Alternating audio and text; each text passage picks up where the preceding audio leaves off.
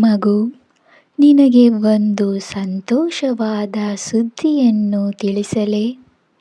ಮಗು, ನಿನ್ನನ್ನು ಭೇಟಿ ಮಾಡಲು ನಾನು ಈ ದಿನ ಬಂದಿದ್ದೇನೆ. ಆದರೆ ನಿನಗೆ ಅದು ತಿಳಿಯದು. ಯಾವುದೋ ಒಂದು ರೂಪದಲ್ಲಿ ನಿನ್ನ ಬಳಿಗೆ ಬಂದು ಹೋಗಿದ್ದೇನೆ ಹಾಗೂ ನೀನು ಕೊಟ್ಟಂತಹ ಪ್ರಸಾದವನ್ನು ಕೂಡ ಸ್ವೀಕರಿಸಿದ್ದೇನೆ. ತುಂಬ ಚೆನ್ನಾಗಿತ್ತು ಮಗು. ನಾನು ತಿಂದು ತೃಪ್ತನಾಗಿದ್ದೇನೆ ಹಾಗೂ ನಿನಗೆ ಆಶೀರ್ವಾದವನ್ನು ಕೂಡ ನೀಡಿದ್ದೇನೆ. ನೀನು ಯಾವಾಗಲೂ ಸಂತೋಷವಾಗಿರಬೇಕು, ಅದನ್ನೇ ನಾನು ಕೂಡ ಬಯಸುವುದು. ಮಗು, ನಿನ್ನ ಎಲ್ಲ ದುಃಖಗಳನ್ನು ನನ್ನ ಬಳಿ ಹೇಳಿದ್ದೀಯಾ? ಅದನ್ನು ನಾನು ಕೇಳಿಸಿಕೊಂಡಿದ್ದೇನೆ. ನಿನ್ನ ಮನದಲ್ಲಿ ಬಾಬಾ, ನೀನು ಕೇಳಿಸಿಕೊಂಡಿದ್ದೀಯಾ ಎಂಬ ಪ್ರಶ್ನೆ ಬರಬಹುದು. ಹೌದು ಮಗು, ನಾನು ಕೇಳಿಸಿಕೊಂಡಿದ್ದೇನೆ. ನಿನಗೆ ಬೇಕಾದ ಉತ್ತರ ಅತಿ ಶೀಘ್ರದಲ್ಲೇ ಸಿಗಲಿದೆ. ಆಗ ನಿನಗೆ ಅಪಾರವಾದ ಸಂತೋಷ ಉಂಟಾಗುವುದು. ಆಗ ನನ್ನನ್ನು ನೋಡಲು, ನನ್ನ ಭೇಟಿ ಮಾಡಲು ಬರುವೆಯಾ? ನಿನಗಾಗಿ ಆ ದಿನಕ್ಕಾಗಿ ನಾನು ಕೂಡ ಕಾದಿದ್ದೇನೆ. ಯಾಕೆ ಅಂದರೆ ನನ್ನ ಭಕ್ತರಿಗೆ ಸಂತೋಷವನ್ನು ಕೊಡುವುದೇ ಹಾಗೂ ಅವರು ಕೇಳಿದ ಪ್ರಾರ್ಥನೆಗೆ ಉತ್ತರಿಸುವುದೇ ನನ್ನ ಕಾಯಕ. ನನ್ನ ಭಕ್ತರನ್ನು ನಾನು ಎಂದಿಗೂ ನಿರಾಸೆಗೊಳಿಸುವುದಿಲ್ಲ. ನೀನು ಮಾಡಿದಂತಹ ಪೂಜೆಯನ್ನು ನಾನು ನೋಡಿದ್ದೇನೆ. ಅದರಿಂದ ಸಂತೃಪ್ತನಾಗಿದ್ದೇನೆ.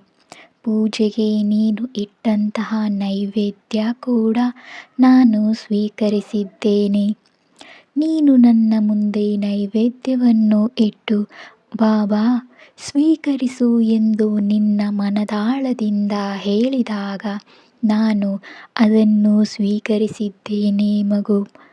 ಈಗ ಸಂತೋಷವಾಯಿತೇ? ಬಾಬಾ, ಅದನ್ನು ನೀವು ಸ್ವೀಕರಿಸಿದ್ದೀರಾ ಎಂಬ ಪ್ರಶ್ನೆ ಮೂಡಿತ್ತು ಅಲ್ಲವೇ ಮಗು? ಹೌದು, ನಾನು ಸ್ವೀಕರಿಸಿದ್ದೇನೆ. ನಿನ್ನ ಪೂಜೆಯನ್ನು ಕೂಡ ಸ್ವೀಕರಿಸಿದ್ದೇನೆ.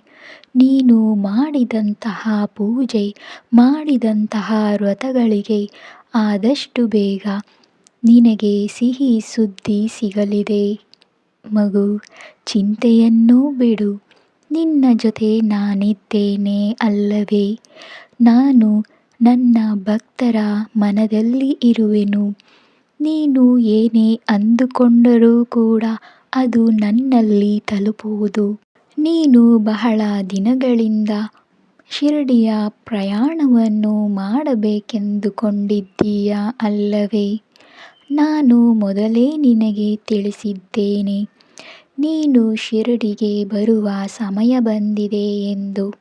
ನನ್ನ ಬಳಿ ಒಂದು ಹೂವನ್ನು ಕೊಡು ಬಾಬಾ ಎಂದು ಕೇಳಿದೆ. ಆದರೆ ನಿನಗೆ ಹೂದೋಟವನ್ನೇ ಕೊಡಲು ನಾನು ಸಿದ್ಧನಿದ್ದೇನೆ. ಅದನ್ನು ನೀನು ನಿನ್ನ ಅಂತರಂಗದಿಂದ ನೋಡಬೇಕು. ಮಗು, ನಾನು ನಿನಗಾಗಿ ಕಾದಿದ್ದೇನೆ. ಒಂದು ಕ್ಷಣ ನಿನ್ನ ಚಿಂತೆಗಳನ್ನೆಲ್ಲ ಬಳಿಗಿಟ್ಟು ನನ್ನ ಮುಂದೆ ಕುಳಿತುಕೊಂಡು ಧ್ಯಾನವನ್ನು ಮಾಡು. ನಿನ್ನ ಮನದಾಳದ ಮಾತುಗಳನ್ನು ನನ್ನ ಬಳಿ ಹೇಳಿಕೊ. ನೀನು ಯಾರಾದರ ಬಳಿ ಹೋಗಿ ಹೇಳಿಕೊಂಡಾಗ, ನಿನ್ನ ಸಂಬಂಧಿಕರಾಗಲಿ ಅಥವಾ ಸ್ನೇಹಿತರಾಗಲಿ, ನೀನು ಅವರ ಬಳಿ ಹೋಗಿ ಹೇಳಿಕೊಂಡಾಗ ಅದು ಅವರ ಬಳಿ ಇರುವುದಿಲ್ಲ ಮಗು. ಅದು ಇನ್ನೊಬ್ಬರ ಬಳಿಗೆ ಹೋಗುವುದು. ಹಾಗಾಗಿ ನಾನು ನಿನಗೆ ತಿಳಿಸುವುದೇನೆಂದರೆ, ನಿನ್ನ ಮನದಲ್ಲಿ ಇರುವ ವಿಚಾರಗಳನ್ನು ನನ್ನ ಬಳಿ ಕೂತು ನಿನ್ನ ವಿಚಾರಗಳನ್ನು ನನ್ನ ಬಳಿ ಹೇಳಿಕೊ. ನಾನು ಅವುಗಳನ್ನು ಕೇಳಿಸಿಕೊಳ್ಳುತ್ತೇನೆ. ಕಿವಿ ಇಟ್ಟು ಕೇಳಿಸಿಕೊಳ್ಳುತ್ತೇನೆ. ಇದನ್ನು ಅರ್ಥ ಮಾಡಿಕೋ. ನಾನು ನಿನಗೆ ಕೊನೆಯದಾಗಿ ಸಂದೇಶವನ್ನು ಕೊಡುತ್ತಿದ್ದೇನೆ. ಇದನ್ನು ಮನದಟ್ಟು ಮಾಡಿಕೋ. ಈ ದಿನ ನೀನು ಆಯಾಸಗೊಂಡಿರುವೆ ಎಂದು ನನಗೆ ತಿಳಿದಿದೆ ಮಗು. ನಿನ್ನ ಆಯಾಸ ಕೂಡ ಈ ರಾತ್ರಿ ತಣ್ಣನೆಯ ಗಾಳಿಯಂತೆ ತೇಲಿ ಹೋಗುವುದು. ಚಿಂತೆಯನ್ನು ಬಿಡು. ನಿನಗಾಗಿ ನಾನಿದ್ದೇನೆ. ನಿನಗೋಸ್ಕರ ನಾನಿದ್ದೇನೆ. ನಿನಗೆ ಲಾಲಿ ಆಡಿ ಮಲಗಿಸಲು ಕೂಡ ನಾನಿದ್ದೇನೆ. ನಿನ್ನ ಅಮ್ಮನಾಗಿ, ನಿನ್ನ ಅಪ್ಪನಾಗಿ, ನಿನ್ನ ಸ್ನೇಹಿತನಾಗಿ, ನಿನ್ನ ಮಗುವಾಗಿ ನಾನಿದ್ದೇನೆ. ಇನ್ನೇತಕ್ಕೆ ನಿನಗೆ ಚಿಂತೆ? ನಾನಿದ್ದೇನೆ ಎಂದು ನಿನಗೆ ಅರ್ಥವಾಗದೆ ನೀನು ಯಾವಾಗಲೂ ನನ್ನ ಬಳಿ ಹೇಳುತ್ತೀಯ, ಬಾಬಾ ನೀವೊಬ್ಬರಿದ್ದರೆ ಸಾಕು ನನಗೆ ಎಂದು. ಕೆಲವು ಸಂದರ್ಭಗಳಲ್ಲಿ ನೀನು ತುಂಬ ಗೊಂದಲಗಳಿಗೆ ಒಳಗಾಗಿ ನನ್ನನ್ನು ಮರೆಯುವೆ. ಆದರೆ ನೀನು ನನ್ನ ಮರೆತರೂ ನಾನು ನಿನ್ನನ್ನು ಮರೆಯುವುದಿಲ್ಲ. ಹೇಗಾದರೂ ಮಾಡಿ ನಿನ್ನ ಬಳಿಗೆ ನಾನು ಓಡಿ ಬರುತ್ತೇನೆ. ಅದು ನಿನಗೂ ಚೆನ್ನಾಗಿ ಗೊತ್ತು ಅಲ್ಲವೇ ಮಗು? ನಿನಗೆ ಸಂತೋಷವನ್ನು ತರಲು ನಾನಿದ್ದೇನೆ.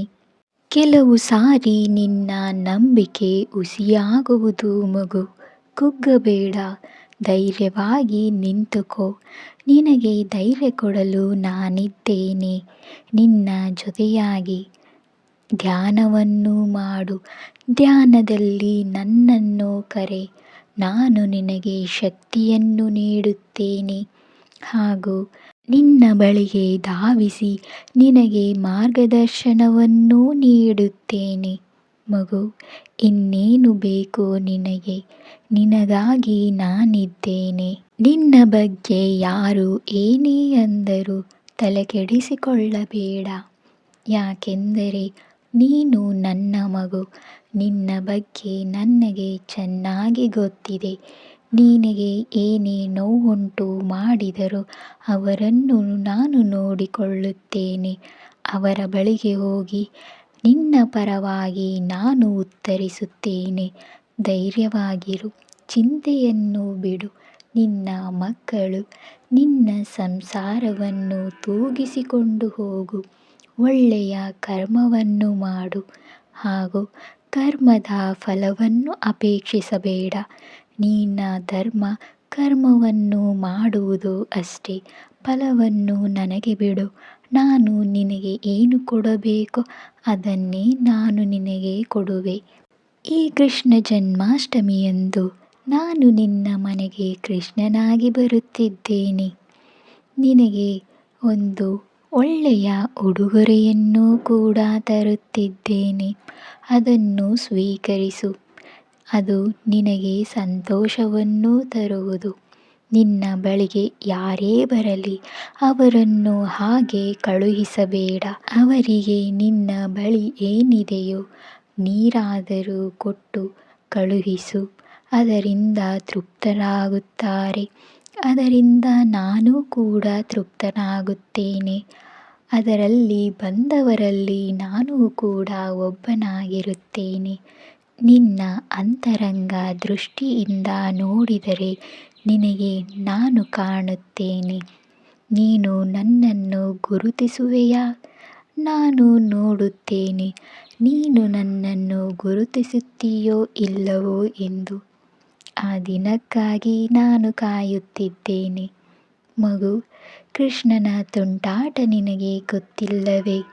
ಆ ದಿನ ನೀನು ಕೃಷ್ಣನ ಬಳಿ ಕೇಳಿಕೋ. ನಿನಗೆ ಸಂತಾನವಾಗುವುದು. ಸಂತಾನ ಭಾಗ್ಯವನ್ನು ಕೃಷ್ಣ ಕೂಡ ಕರುಣಿಸುವನು. ನಿನಗೆ ಹೆಣ್ಣೋ ಅಥವಾ ಗಂಡೋ ಬೇಕು ಎಂದು ನೀನು ಬೇಡಿಕೊಂಡರೆ ಮುಂದಿನ ಕೃಷ್ಣ ಜನ್ಮಾಷ್ಟಮಿಯ ಒಳಗಡೆ ನಿನಗೆ ಸಂತಾನವಾಗುವುದು ಮಗು. ಶ್ರದ್ಧೆಯಿಂದ ಪೂಜಿಸು. ನಿನಗೆ ಖಂಡಿತ ಫಲ ದೊರಕುವುದು. ನನ್ನ ಮಾತನ್ನು ತೆಗೆದುಹಾಕಬೇಡ, ಜ್ಞಾಪಕದಲ್ಲಿ ಇಟ್ಟುಕೋ. ಇದನ್ನು ನೀನು ಪಾಲಿಸಿದ್ದೇ ಆಗಿದ್ದಲ್ಲಿ 1 ವರ್ಷದೊಳಗಡೆ ನಿನಗೆ ನಿನ್ನ ಮಡಿಲಿನಲ್ಲಿ ಮಗು ಇರುತ್ತದೆ. ಇದು ನಾನು ನಿನಗೆ ಕೊಡುತ್ತಿರುವ ವಚನ. ಶುಭವಾಗಲಿ.